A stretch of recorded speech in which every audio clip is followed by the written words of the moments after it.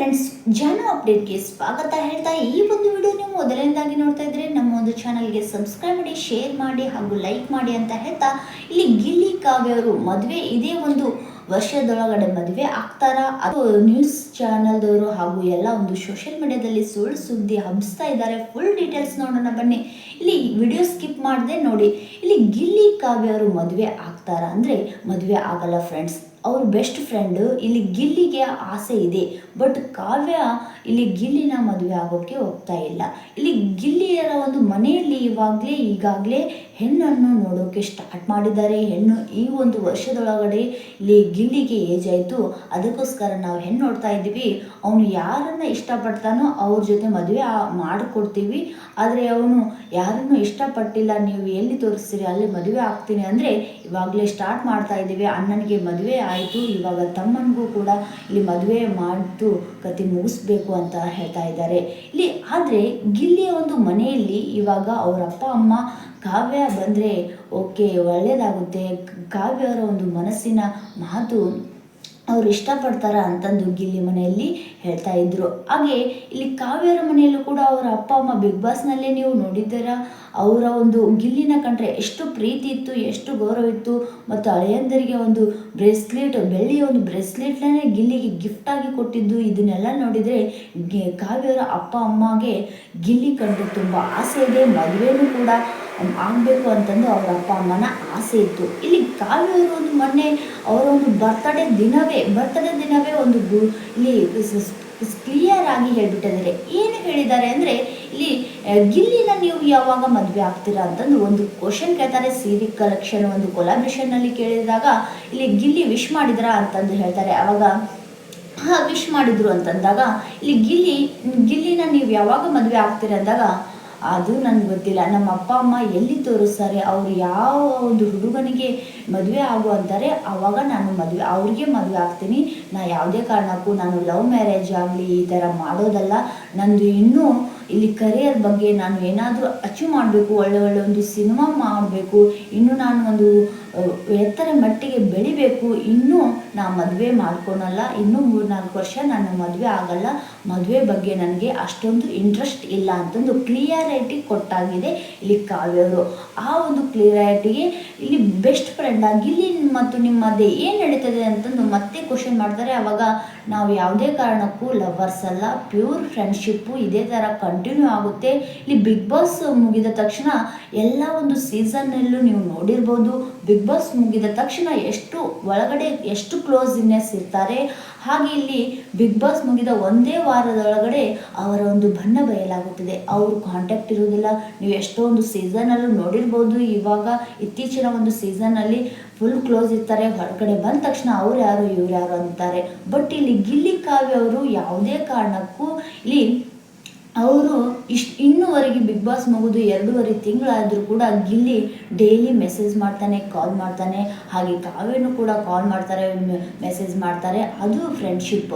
ಇಲ್ಲಿ ಫ್ರೆಂಡ್ಶಿಪ್ ಹೇಗಿದೆ ಅಂದರೆ ಅವ್ರದ್ದು ನೋಡಿ, ಎಲ್ಲರೂ ಕೂಡ ಬೆಸ್ಟ್ ಫ್ರೆಂಡು ಇದೇ ಥರ ಇರ್ತೀವಿ ಅಂತಂತಾರೆ. ಒಂದು ಇಲ್ಲಿ ನಿನ್ನೆ ಗಿಲಿಯಲ್ಲಿ ಇಲ್ಲಿ ಅವರ ಒಂದು ಮನದ ಆಸೆಯನ್ನು ವ್ಯಕ್ತಪಡಿಸಿದ್ದಾರೆ. ಹೌದು ಸ್ನೇಹಿತರೆ, ಇಲ್ಲಿ ಗಿಲ್ಲಿಗೆ ಕಾಲ್ ಮಾಡ್ತಾರೆ, ಒಂದು ಟಾಸ್ಕ್ ಕೊಟ್ಟಿರ್ತಾರೆ, ಗಿಲ್ಲಿಗೆ ಕಾಲ್ ಮಾಡಿ ರೊಮ್ಯಾಂಟಿಕ್ ಸಾಂಗ್ ಹಾಡಿ ಅಂದಾಗ ಹೇಳು ಕಾವು ಅಂತಂದು ಇಲ್ಲಿ ಗಿಲ್ಲಿ ಅವರು ಕಾಲ್ ಪಿಕ್ ಮಾಡ್ತಾರೆ. ರೊಮ್ಯಾಂಟಿಕ್ ಸಾಂಗ್ ಹಾಡಬೇಕಂತೆ ಅಂತಂದಾಗ ಇಲ್ಲಿ ಮೊದಲನೇ ಒಂದು ಸಾಂಗ್ ಯಾವುದು ಅಂದರೆ ಬಾರೆ ಕಲ್ಯಾಣ ಮಂಟಪಕ್ಕೆ ಬಾ ಅಂತಂದು ಒಂದು ಸಾಂಗ್, ನೀನು ಬಾ ನಾನು ಮದುವೆ ಆಗ್ತೀನಿ ಅಂತಂದು ಇಂಡೈರೆಕ್ಟ್ ಆಗಿ ಗಿಲ್ಲಿ ಕಾವ್ಯಾಗೆ ಹೇಳ್ತಾರೆ. ಹಾಗೆ ಇದು ಬೇಡಕ್ಕನೋ ಬೇರೆದು ಹೇಳು, ರೊಮ್ಯಾಂಟಿಕ್ ಸಾಂಗ್ ಅಂದರೆ ಈ ಥರ ಹಾಡುದ ಅಂತಂದು ಅನುಪಮ ಅವರು ಹೇಳ್ತಾರೆ.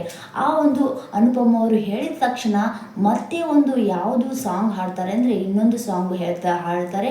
ಏನೋ ಇದು ಗಿಲ್ಲಿ ಇಲ್ಲಿ ಬಿಗ್ ಬಾಸ್ ಮನೆಯಲ್ಲೂ ಕೂಡ ಇದೇ ಥರ ಮಾಡಿದೆಯಾ, ಗಿಲ್ಲಿ ಕಾವ್ಯಂಗೆ ಏನೂ ಹೇಳಿದಿಲ್ಲ, ಇಲ್ಲಿ ಕೂಡ ಒಂದು ಅಪರ್ಚುನಿಟಿ ಕೊಟ್ಟಿದ್ದಾರೆ, ನೀನು ಇವಾಗೂ ಕೂಡ ಹೇಳಿದಿಲ್ಲ ಅಂದಾಗ ನೀನೆಂದರೆ ನನ್ನೊಳಗೆ ಏನೋ ಒಂದು ಸಂಚಲನ ಆ ಒಂದು ಸಾಂಗ್ ಹಾಡ್ತಾರೆ. ಅವಾಗ ಇಲ್ಲೇ ಗೊತ್ತಾಗುತ್ತೆ ಗಿಲ್ಲಿ ಅವರು ಕಾವ್ಯನ ಲವ್ ಮಾಡ್ತಾ ಇದ್ದಾರೆ. ಬಟ್ ಹಾಗೆ ಇಲ್ಲಿ ನೋಡಿ, ಗಿಲ್ಲಿ ಅವರು ಮನಸ್ಸಿನ ಒಂದು ಮಾತನ್ನು ಹೇಳಿದ್ದಾರೆ. ಯಾಕಂದರೆ ನೀನು ಮದುವೆಗೆ ಒಪ್ಕೋಬೇಕು ಅಂತಂದು ಹೇಳ್ತಾ ಇದ್ರಾಗ ಇಲ್ಲಿ ಕಾವ್ಯ ಅವರು ಏನು ರಿಯಾಕ್ಷನ್ ಇಲ್ಲ. ಅವಾಗ ಒಂದು ಪುಟ್ಟ ಹುಡುಗಿ ಕೇಳ್ತಾರೆ, ಗಿಲ್ಲಿನ ನೀವು ಯಾವಾಗ ಮದುವೆ ಆಗ್ತೀರಾ, ಗಿಲ್ಲಿನ ಯಾವಾಗ ಮದುವೆ ಆಗಬೇಕು ಅಂತ ಅಂತೀರಾ ಅಂದಾಗ ಅಂತಂದು ಸನ್ನೆ ಮಾಡ್ತಾರೆ. ಇದರಲ್ಲೇ ಗೊತ್ತಾಗುತ್ತೆ ಕಾವ್ಯ ಇಲ್ಲಿ ಅವರನ್ನು ಇಷ್ಟಪಡ್ತಾ ಇಲ್ಲ. ಅವರ ಒಂದು ಏನಪ್ಪ ಅಂದರೆ ಅವರು ಕಾವ್ಯ ಅವರು ಲಿಂಗಾಯತ, ಇಲ್ಲಿ ಗಿಲ್ಲಿ ಅವರು ಇಲ್ಲಿ ನಾನ್ ವೆಜ್ದವರು, ಹಾಗೆ ಅವರು ಕಾಸ್ಟು ಇವ್ರ ಕಾಸ್ಟು ಹೊಂದಾಣಿಕೆ ಆಗಲ್ಲ. ಆ ಒಂದಕ್ಕೋಸ್ಕರ ಗಿಲ್ಲಿನ ಅವಾಯ್ಡ್ ಮಾಡ್ತಾ ಇದ್ದಾರೆ. ಬಟ್ ಇಲ್ಲಿ ಫ್ರೆಂಡ್ಶಿಪ್ನ ಕಂಟಿನ್ಯೂ ಮಾಡ್ತಾ ಇದ್ದಾರೆ. ಈ ಥರ ಮಾಡ್ತಾ ಇದ್ದರೆ ಇಲ್ಲಿ ಗಿಲ್ಲಿಗೆ ಯಾವುದೇ ಕಾರಣಕ್ಕೂ ಕಾಲ್ ಮಾಡ್ತಾ ಇರಲಿಲ್ಲ, ಮೆಸೇಜ್ ಮಾಡ್ತಾ ಇರಲಿಲ್ಲ. ಆದರೆ ಇಲ್ಲಿ ನನಗೆ ಈ ಥರ ಲವ್ ಬೇಡ, ನಮ್ಮ ಒಂದು ಫ್ರೆಂಡ್ಶಿಪ್ ಹೀಗೆ ಕೊನೆವರೆಗೂ ಇಟ್ಕೊಳ್ಳೋಣ ಅಂತಂದು ಕಾವ್ಯ ಸ್ಪಷ್ಟವಾದ ಒಂದು ಮಾತನ್ನು ಹೇಳಿದ್ದಾರೆ. ಬಟ್ ಇಲ್ಲಿ ಗಿಲ್ಲಿಯವರು ಏನು ಹೇಳಿದ್ದಾರೆ ಅಂದರೆ, ನೀವು ಒಂದು ಪ್ರೋಗ್ರಾಮ್ನಲ್ಲಿ ಹೇಳಿರ್ತಾರೆ, ಗಿಲ್ಲಿ ನೀವು ಯಾಕೆ ಕಾವ್ಯನ ಮದುವೆ ಆಗಬಾರ್ದು, ನೆಕ್ಸ್ಟ್ ಇಯರ್ ನೀವು ಬಂದರೆ ಇಲ್ಲಿ ಖಂಡಿತವಾಗೂ ನೀವು ಮದುವೆ ಮಾಡ್ಕೊಂಡೇ ಬರಬೇಕು, ಇದೆಲ್ಲ ಪ್ರಾಬ್ಲಮ್ ಸಾಲ್ವ್ ಆಗುತ್ತೆ ಅಂದಾಗ ಇಲ್ಲಿ ಗಿಲ್ಲಿ ಅವರು ಇವಾಗ ಆದಷ್ಟು ಬೇಗ ನೀವು ಮದುವೆ ಆಗಬೇಕು, ಮದುವೆ ಆದಮೇಲೆ ಈ ಒಂದು ಗಿಲ್ಲಿ ಬಂದಾಗ ಕಾವ್ಯ ಅಂತಾರೆ, ಕಾವ್ಯ ಬಂದಮೇಲೆ ಗಿಲ್ಲಿ ಅಂತಾರೆ, ಇದೆಲ್ಲ ಬೇಡ ಅಂದಾಗ ಇಲ್ಲಿ ಗಿಲ್ಲಿಯವರು ಸ್ಪಷ್ಟವಾದ ಒಂದು ಮಾತು ಹೇಳ್ತಾರೆ. ಏನು ಹೇಳ್ತಾರೆ ಅಂದರೆ, ಇಲ್ಲಿ ನಮ್ಮ ಒಂದು ಹಣೆ ಬರದಲ್ಲಿ ಯಾರು ಬರೆದಿರ್ತಾರೆ, ಯಾರು ಬರಬೇಕು ಅಂತ ದೇವರ ಇಚ್ಛೆ ಇದೆ. ಆ ಒಂದು ನನ್ನ ಹಣೆಯಲ್ಲಿ ಕಾವ್ಯ ಬರಬೇಕಂದ್ರೆ ಕಾವ್ಯ ಬಂದೇ ಬರ್ತಾರೆ. ನನ್ನ ಹಣೆಯಲ್ಲಿ ಆ ಒಂದು ಹೆಸರು ಬರ್ತಿಲ್ಲ ಅಂದರೆ ಅವರು ಖಂಡಿತವಾಗ್ಲೂ ಬರೋದಿಲ್ಲ, ಬೇರೆಯವರು ಬರ್ತಾರೆ ಅಂತಂದು ಕ್ಲಿಯಾರಿಟಿ ಕೊಟ್ಟ ಇಲ್ಲಿ ಕಾವ್ಯಗೆ ಗಿಲ್ಲಿಯವರು ಕ್ಲಿಯಾರಿಟಿ ಕೊಟ್ಟಿದ್ದಾರೆ.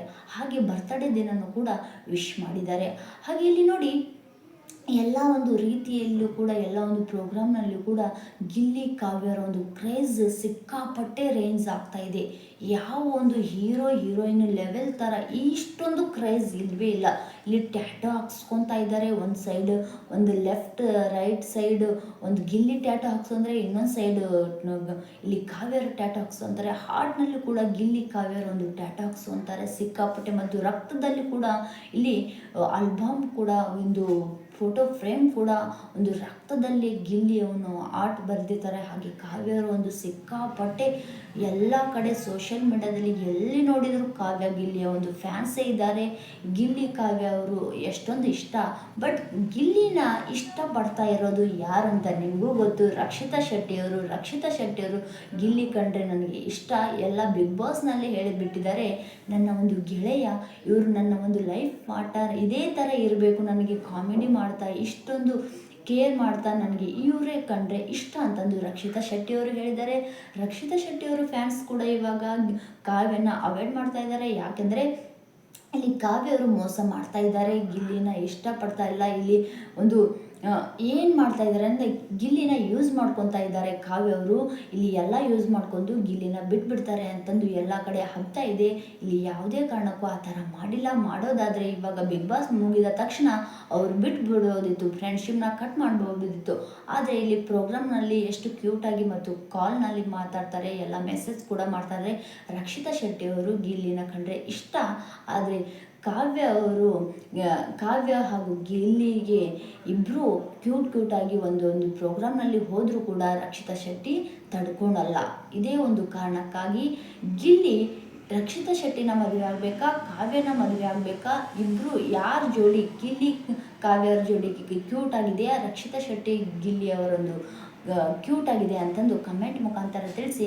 ನಿಮ್ಮ ಒಂದು ಪುಟ್ಟ ಕಮೆಂಟ್ಗೋಸ್ಕರ ನಾನು ಕಾಯ್ತಾ ಇದ್ದೀನಿ. ಯಾವ ಒಂದು ವಿಡಿಯೋ ಬೇಕು ಅಂತಂದು ಕಮೆಂಟ್ ಮಾಡಿ. ಹಾಗೆ ನಮ್ಮ ಒಂದು ಚಾನಲ್ಗೆ ಸಬ್ಸ್ಕ್ರೈಬ್ ಮಾಡಿ, ಹೀಗೆ ಸಪೋರ್ಟ್ ಮಾಡಿ ಅಂತ ಹೇಳ್ತಾ ಥ್ಯಾಂಕ್ ಯು ಸೋ ಮಚ್.